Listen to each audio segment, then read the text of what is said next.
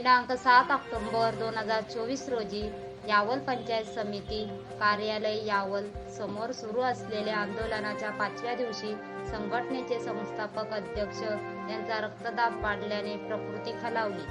औषधोपचार घेण्यास आनंदभाऊ बाविस्कर यांचा नकार. कार्यकर्त्यांमध्ये मात्र संतापाची लाट. संघटनेच्या भूमीकडे रावेर यावल तालुक्यातील लोकांचे लागले लक्ष.